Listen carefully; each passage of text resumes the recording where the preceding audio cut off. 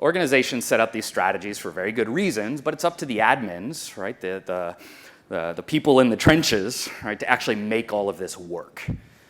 And that's been a huge challenge for our customers, right? And there's lots of reasons behind that. The cross-platform challenge, it was really, I don't want to say it was easy, but it was very comfortable back 15 years ago when you were a DBA, because you were probably an Oracle DBA. That's where most of your data lived. You had a lot of experience. You had a lot of comfort with the Oracle infrastructure.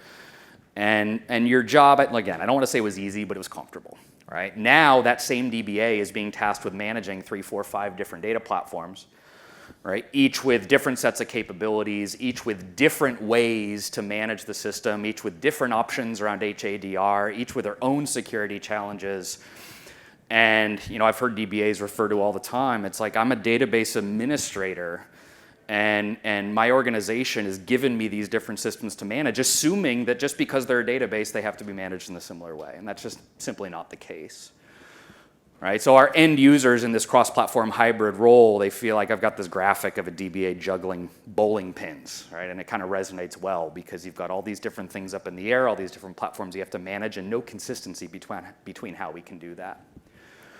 The DevOps Data Ops, whatever you want to call it, objective, the one tenet that I always like to bring up with DBAs, because there's a lot of DevOps Data Ops that is kind of outside of the scope of the database administrator, but the one that kind of resonates the most with DBAs is this whole fail fast, fix fast principle. Right? And this isn't just a DevOps philosophy, but it certainly has perspectives there. The whole idea is if something's going to fail, let it. That's okay. Failure's okay. As long as if something fails, you can fix it as fast as possible. Right? If I push out a change into production and it fails, that's okay. Just I need to be able to back that out quickly with as little impact to our end users as possible.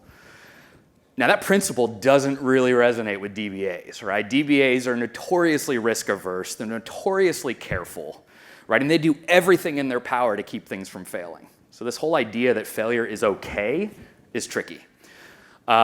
But the whole idea of DBAs now having to manage changes to their system all the time, outside of the comfortable change control window.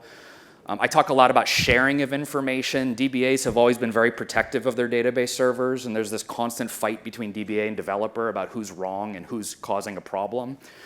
But in order for DevOps to be successful, you really have to have a shared open line of communication between all the different stakeholders in a database environment. And so we as DBAs can't be as siloed and as protective of our data and our infrastructure, especially when it comes to system performance and health.